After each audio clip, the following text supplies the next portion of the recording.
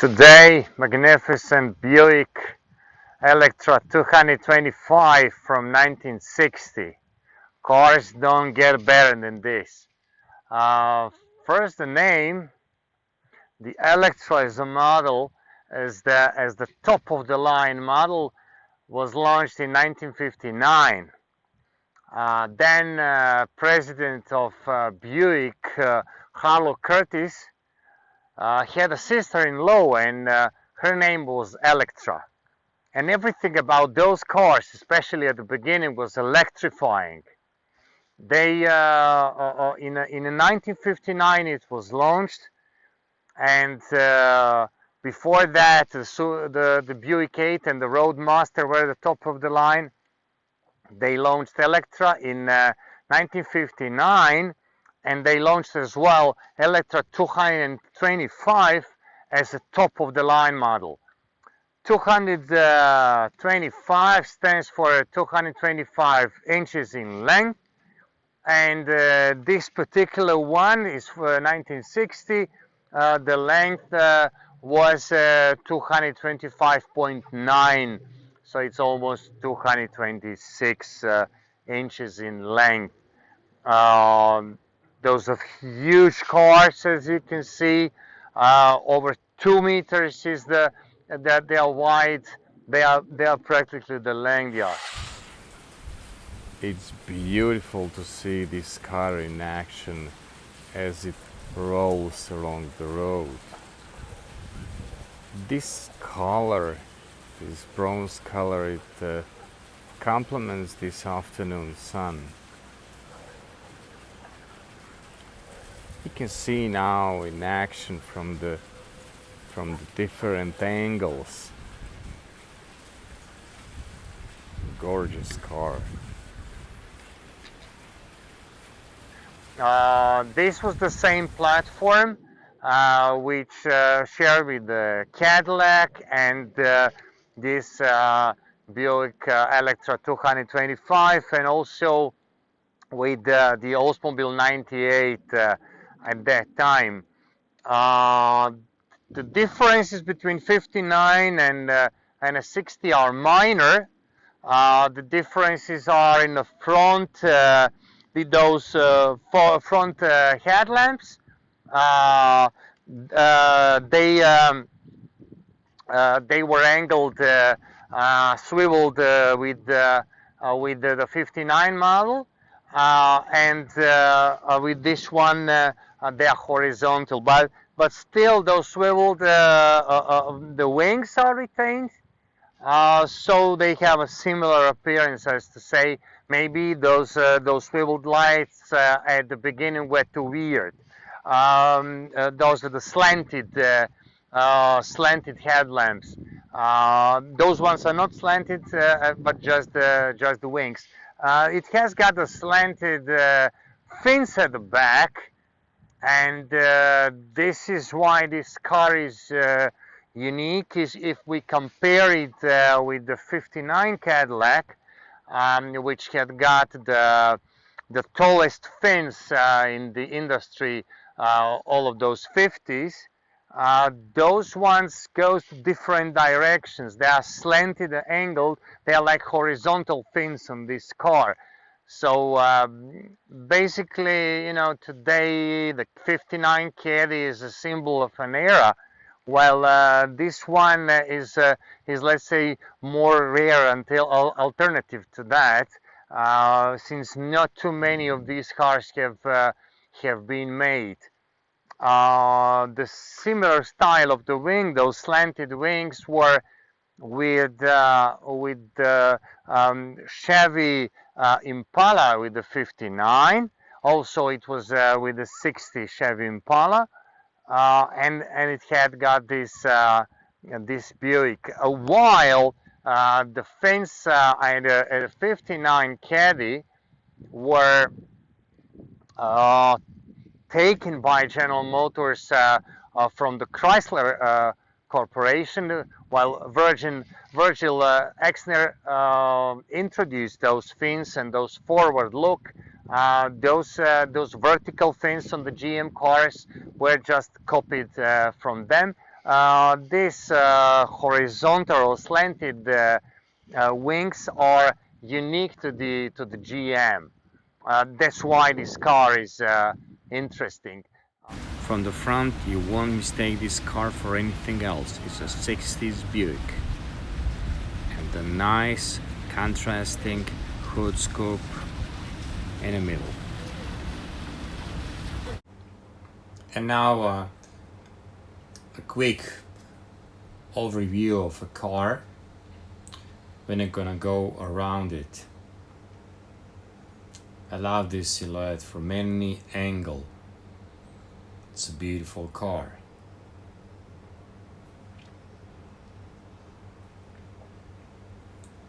In a moment we'll be able to see those fins, those slanted fins, and the nice back of the car.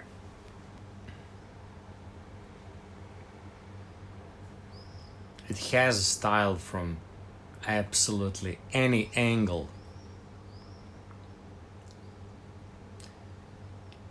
And at the end here we see the Elvis registration plate.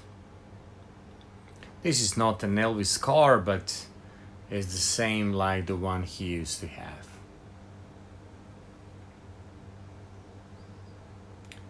Imagine this seeing in front of you in everyday traffic. And now a little ride. You're wondering that you cannot hear the engine, but simply that's not possible.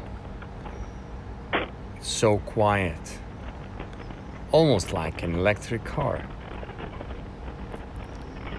It just slides along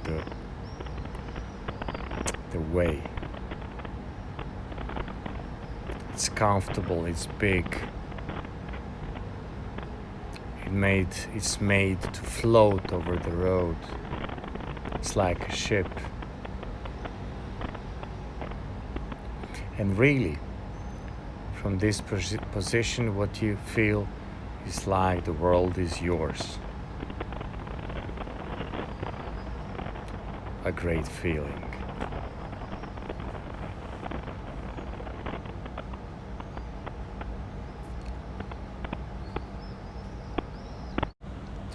The complete lower end of the car is trimmed.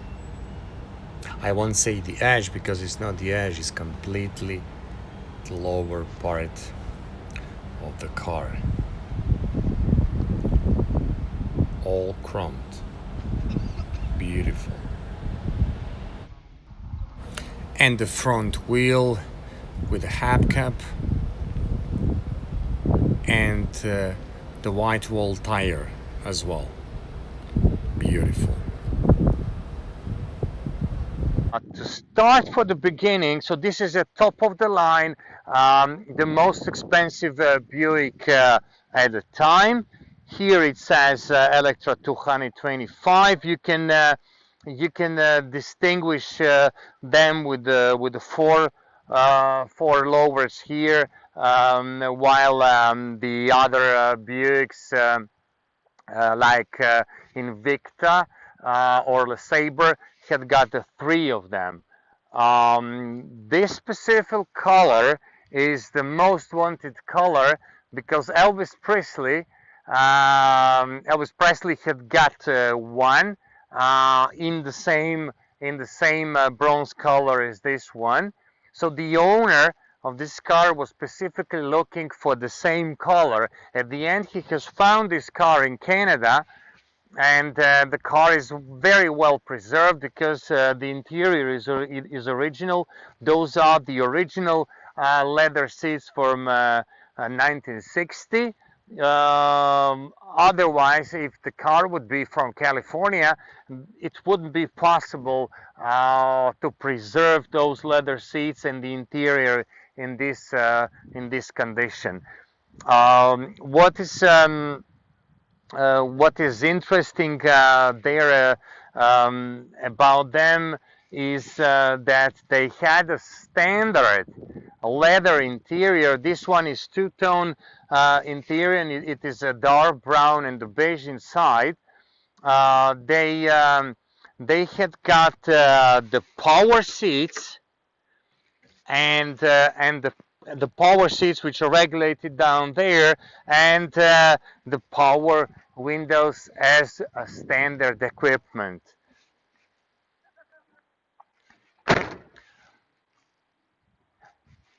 It had got the self dimming lights, so it had got the automatic front lights, long, and the normal beam was automatically regulated. Uh, it uh, um, it had all of the luxury options of the GM at the time. The air conditioning. This one doesn't have the air conditioning since this was the Canada, but the air conditioning was in the list of the options. Very interesting thing is that inside the speedometer, which is a red line speedometer, you were looking at the reflection in the mirror. You were not looking at the actual speedometer, but through the mirrors. It was done that you could see the reflection, and so the sun or anything wouldn't bother your look at the speedometer.